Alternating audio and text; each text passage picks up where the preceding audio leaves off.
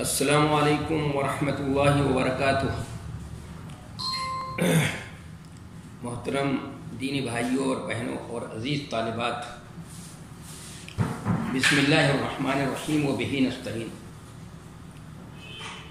ہم لوگوں نے اس سے پہلے 39واں باب پڑھ لیا تھا، اور وہ باب صرف باب ہی تھا، ترجمہ نہیں تھا، جس کی حیثیت ایک فصل کی حیثیت سے تھی، اس کی بھی وضاحت ہو گئی۔ اب آگے 40واں باب پڑھتا ہوں۔ باب فضل من استبرأ لدینہ بہ قال حدثنا ابو نعیم حدثنا زکریا عن عامر قال سمعت النعمان بن بشیر یقول سمعت رسول اللہ صلی اللہ علیہ وسلم یقول الحلال بین والحرام بین وبینہما مشبہات یا مشتبہات، دونوں طرح سے اس کو پڑھ سکتے ہیں۔ ابھی پھر بتاؤں گا بھی ترجمہ بھی کہ دونوں طرح سے ترجمہ اس کا کیا ہوگا۔ وبینہما مشبہات اور بینہما مشتبہات، دونوں طرح سے پڑھ سکتے ہیں۔ لا یعلمها کثیر من الناس فمن اتقى المشبہات استبرأ لدینہ وعرضہ ومن وقع فی الشبہات كراع يرعى حول الحمى یوشک ان یواقعه الا وان لكل ملك حما الا ان حمى الله في ارضه محارمه الا وان في الجسد مضغة اذا صلحت صلح الجسد كله واذا فسدت فسد الجسد كله الا وهي القلب۔ یہ امام بخاری رحمۃ اللہ علیہ کا ترجمۃ الباب ہے۔ اب آخر کے ترجمۃ الباب ہے، یہ کتاب الایمان کے آخر کے تراجم ہیں۔ اس سے کیا ثابت کرنا چاہتے ہیں وہ یہ تو بعد میں بات ہوگی۔ اس سے پہلے اور اس میں جو حدیث نقل کی ہے وہ بڑی اہم حدیث ہے، اس کو بھی سمجھنے کی کوشش کریں گے ہم لوگ۔ تو پہلے ترجمہ کرتا ہوں میں کہ باب فضل من استبرأ لدینہ، اس شخص کی فضیلت کا بیان۔ فضل جو بمانے فضیلت کے بھی ہوتے ہیں اور فضل بمانے زائد کے بھی ہوتے ہیں، لیکن یہاں پر فضل بمانے فضیلت کے ہے کہ اس شخص کی فضیلت کا باب جو اپنے دین کو نقص سے بچائے۔ کہ کہا ہم سے بیان کیا ابو نعیم نے، انہوں نے کہا ہم سے بیان کیا زکریا نے، انہوں نے عامر سے، انہوں نے کہا میں نے نعمان بن بشیر سے سنا، وہ کہہ رہے تھے میں نے رسول اللہ صلی اللہ علیہ وسلم سے سنا، فرما رہے تھے کہ حلال کا حکم واضح ہے۔ ترجمہ حکم کا کریں گے، الحلال و بین کا نہیں کریں گے کہ حلال واضح ہے۔ اگر حلال پھر واضح ہے تو پھر بیچ میں درمیان میں مشبہات کیا ہیں، یہ مشتبہات کیا ہوں گی، اعتراض ہوگا۔ تو اس لیے یہاں پر ایک مضاف کو محذوف مانا جائے گا، مضاف محذوف مان کر کے بعد ترجمہ کیا جائے گا کہ حلال کا حکم واضح ہے اور حرام کا حکم بھی واضح ہے، اور ان دونوں کے بیچ میں بعض چیزیں شبہ والی ہیں۔ بینہما مشبہات، میں نے بتایا مشبہات اور مشتبہات دونوں طرح سے پڑھیں گے۔ اگر مشبہات مفعول ماننے کی صورت میں مطلب یہ ہوگا کہ یہ ایک ایسا امر ہے کہ جیسے امر سے تشبیہ دی گئی ہے، ایک ایسا امر ہے جس کو ایک ایسے امر سے تشبیہ دی گئی جس کا حکم نہیں معلوم ہے۔ مشتبہات پڑھیں گے تو ترجمہ ہوگا فاعل ماننے کی صورت میں، مطلب یہ ہوگا کہ ایسا امر ہے جو دو متعارض امور سے مشابہت رکھتا ہے، اس لیے اس کا حکم واضح نہیں ہے۔ تو ترجمہ کیا ہوا کہ ان دونوں کے بیچ میں بعض چیزیں شبہ والی ہیں جن کو بہت سارے لوگ نہیں جانتے۔ لا یعلمها کثیر من الناس، بہت سے لوگ نہیں جانتے اس کو۔ جو شخص شبہ والی چیزوں سے بچا اس نے اپنے دین اور اپنی عزت کو بچا لیا، اور جو کوئی شبہ والی چیزوں میں پڑ گیا اس کی مثال اس چرواہے کی جیسی ہے جو چراگاہ کے پاس اپنے جانوروں کو چراتا ہے، تو بہت قریب ہے کہ وہ شاہی چراگاہ کے اندر داخل ہو جائیں۔ سن لو، ہر بادشاہ کی ایک مخصوص چراگاہ ہوتی ہے، اور سنو اللہ کی چراگاہ اس کی زمین میں اس کی حرام کردہ چیزیں ہیں۔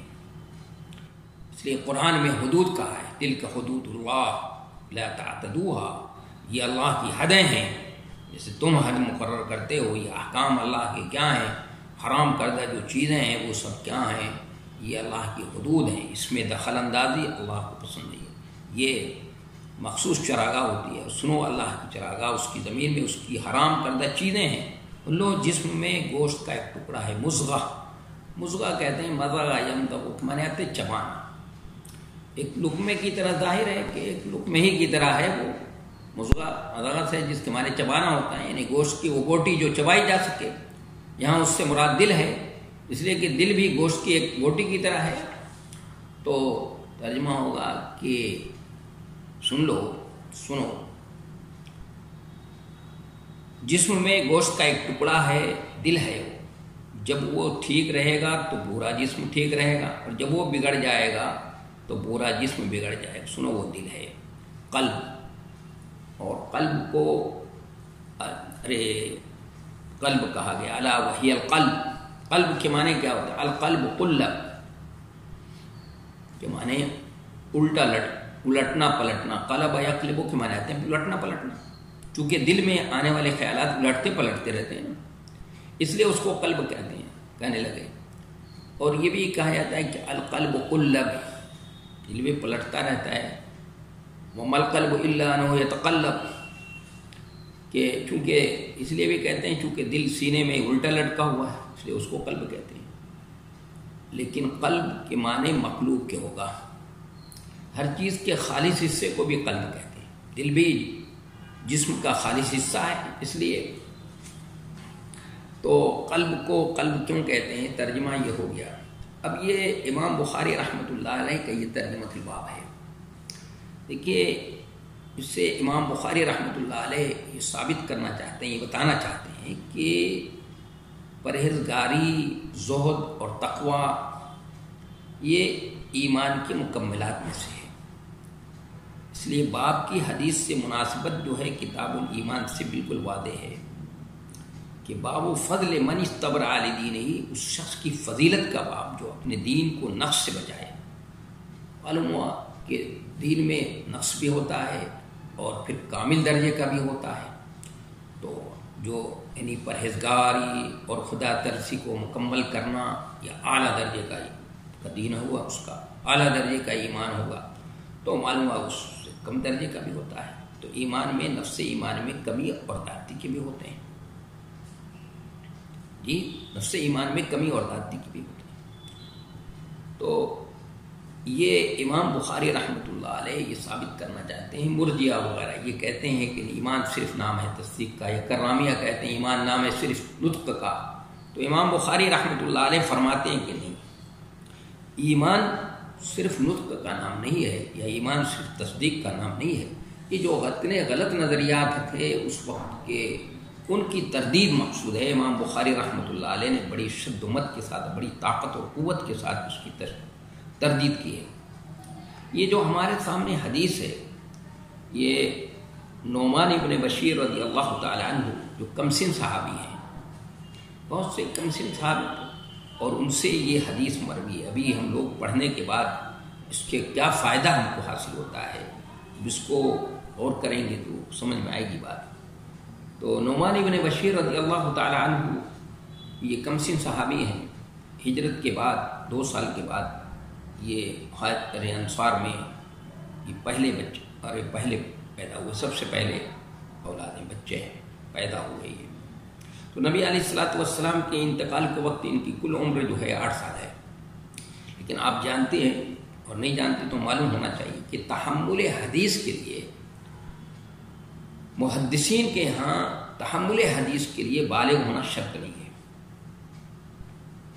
یحییٰ ابن معین ہیں اور بھی دوسرے کچھ لوگ ہیں جو کہتے ہیں کہ تحمل حدیث کے لیے بھی کیا ہے، وہ بالغ ہونا شرط ہے۔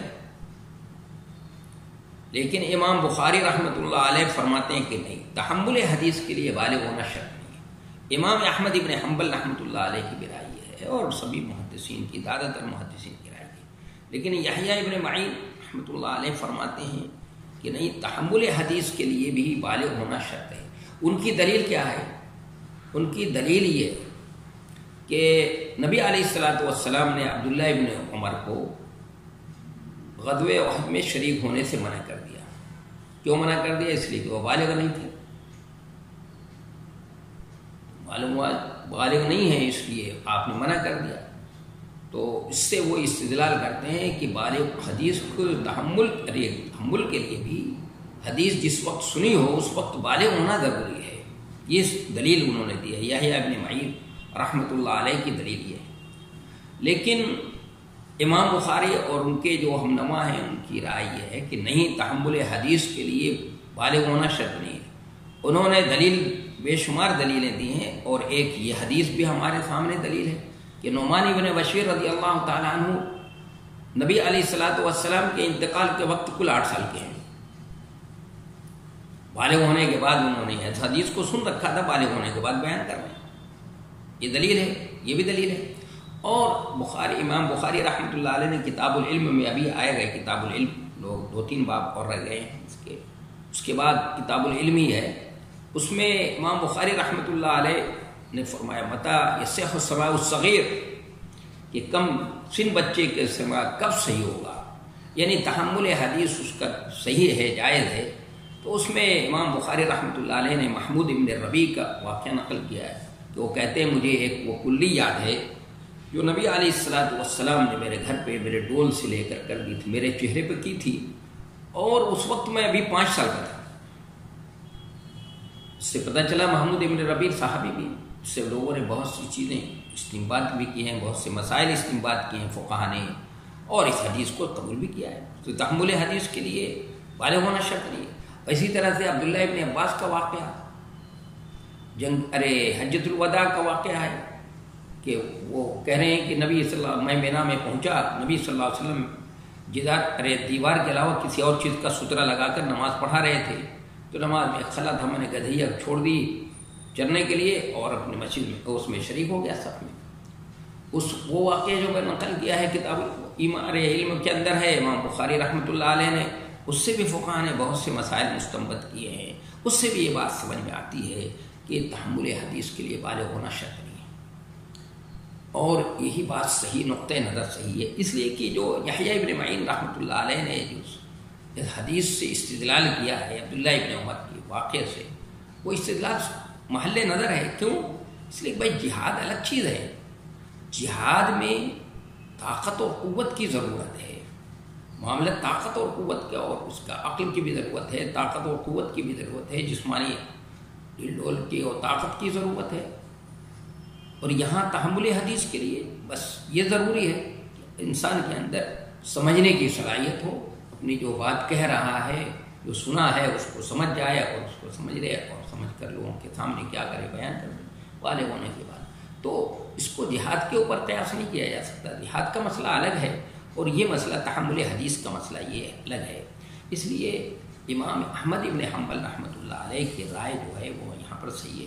اور اس حدیث سے بھی بات سمجھ میں آ رہی. دیکھیے نعمان ابن بشیر رضی اللہ تعالی عنہ وارضاہ، یہ کمسن صحابی ہیں، نقل کر رہی ہیں روایت، اور بڑی اہم روایت ہے.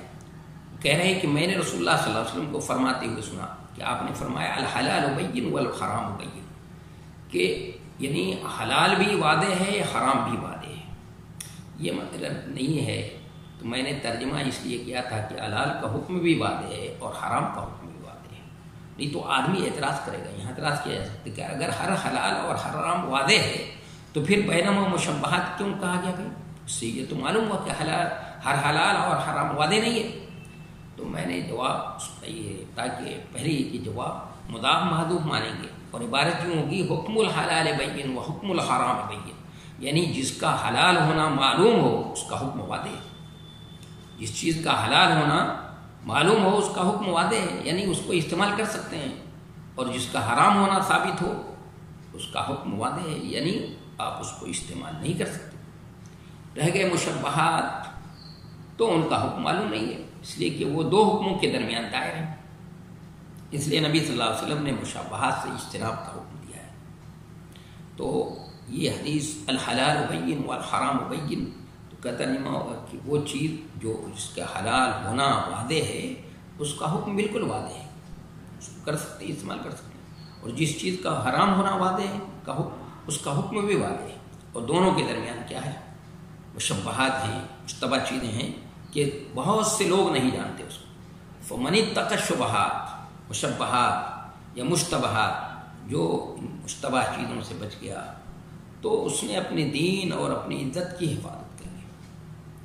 اور جو شخص اتنے عمدہ تشبیہ دے رہے ہیں تو یہاں پر سمجھنے کی چیز ہے، احکام جو ہیں، احکام کی 3 قسمیں بتائی جاتی ہیں حدیث میں۔ اشیاء کے اعتبار سے احکام کی 3 قسمیں ہیں، سمجھ لیجئے اس کو۔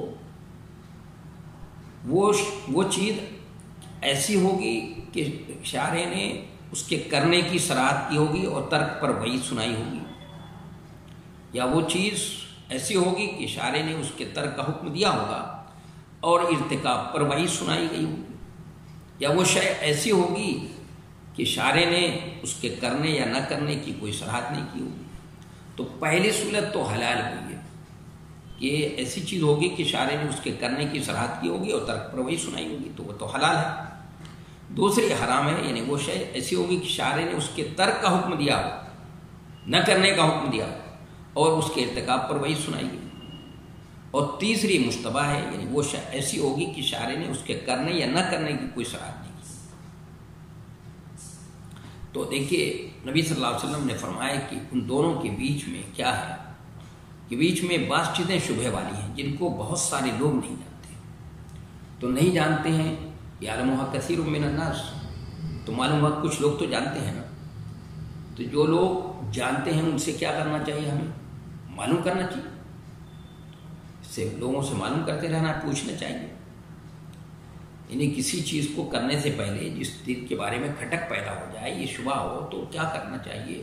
اس کے بارے میں معلوم کرنا چاہیے۔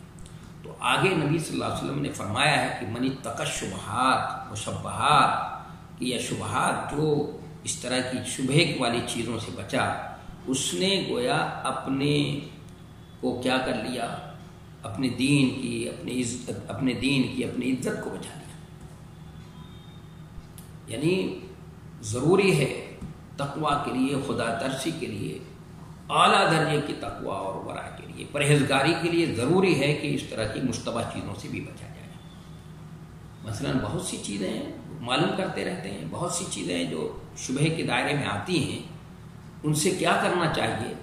ان سے بچنا چاہیے۔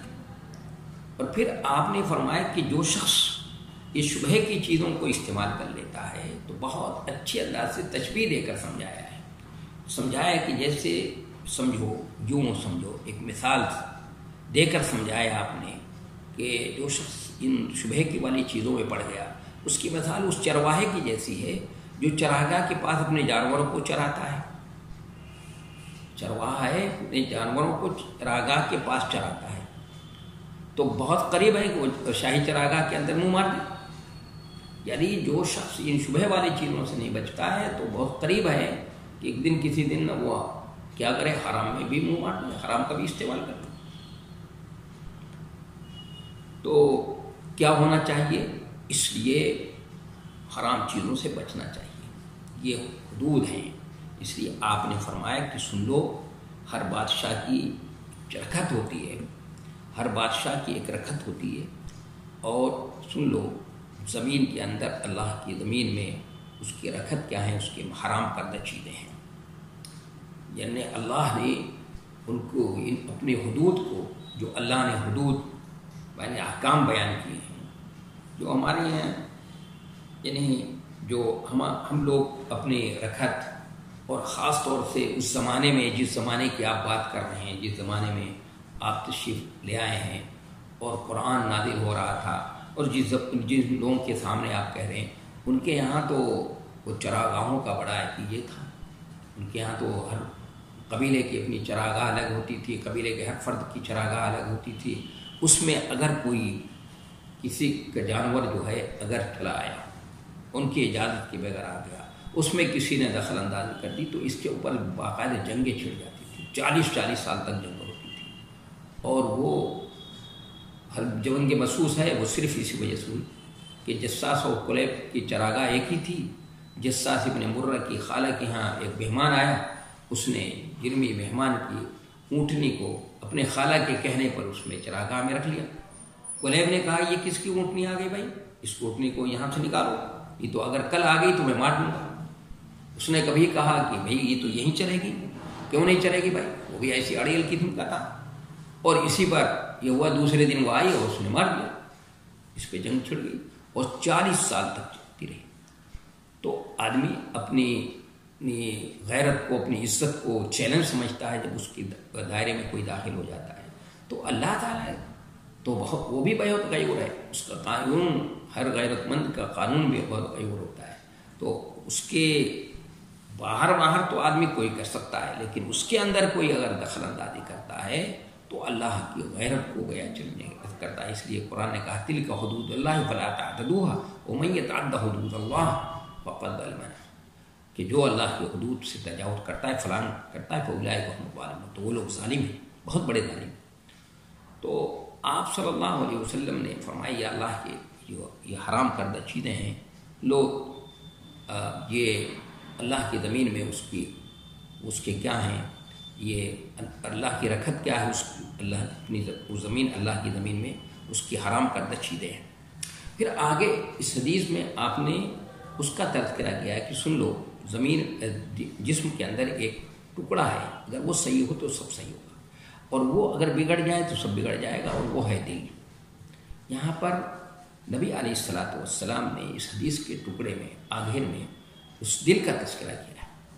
تو اس کو کیوں ملایا ہے، اس میں کیا حکمت ہے، کیا باریکی ہے، کیا لطافت ہے، تو اگر اس میں غور کیا جائے تو بات سمجھ میں آتی ہے کہ اصل بات کیا ہے کہ حرام ہو یا حلال، حرام سے بچنا یا مشتبہات سے بچنا یہ کب کس کے لیے ممکن ہوتا ہے؟ یہ اسی شخص کے لیے ممکن ہوتا ہے جس کا دل صحیح ہو، جس کا دل صحیح ہو۔ دل اگر صحیح ہے تو سب صحیح ہے، تو پھر آدمی حرام سے بچ سکتا ہے، مشتبہ چیزوں سے بچ سکتا ہے۔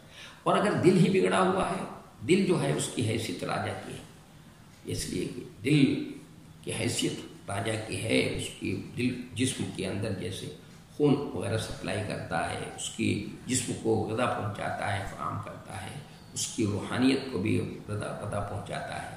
تو یہ اصل میں وہ ہے، مرکزی چیز ہے۔ اگر یہ صحیح ہے تو پھر سب کچھ صحیح ہوگا، سارا سسٹم صحیح ہوتا ہے۔ دل کی حیثیت یہ حیثیت ہے، اور یہ اگر صحیح ہے تو پھر حرام سے بچنا جو ہے آدمی کے لیے آسان ہو جائے گا، اعلیٰ درجے کا وہ متقی اور پرہیزگار ہو سکتا ہے۔ اور اگر کسی کے دل ہی بگڑا ہوا، دل کے اندر ہی فساد ہو، بگاڑ ہو، تو پھر چاہے کچھ بھی ہو، چاہے کچھ بھی کیا جائے اس کے سامنے، اس کو کتنا بھی ڈرایا جائے، اس کو کتنا بھی دھمکایا جائے، کچھ بھی سنایا جائے، اس کے اوپر کچھ بھی اثر نہیں ہوگا۔ اس لیے دل کا صحیح ہونا بہت ضروری ہے۔ اس لیے نبی علیہ الصلاۃ والسلام نے یہاں پر اس کا تذکرہ اس کے ساتھ کیا ہے۔ اب سوال ایک یہ رہ جاتا ہے کہ مشتبہات جو ہیں، جو مشتبہ چیزیں ہیں جس کو بہت سے لوگ نہیں جانتے، اس کا حکم کیا ہے؟ تو کسی نے کہا کہ حرام ہے، کسی نے کہا کہ مکروہ ہے، کسی نے اس پہ توقف کیا ہے۔ زیادہ بہتر یہ ہے کہ توقف کیا جائے، اس پہ توقف کرنا چاہیے۔ تو اب یہ ترجمۃ الباب ہم نے پڑھ لیا اور یہ حدیث بھی پڑھ لی، تو اب اس سے ہمیں کیا عملی زندگی کے اندر کیا فائدہ ہوتا ہے؟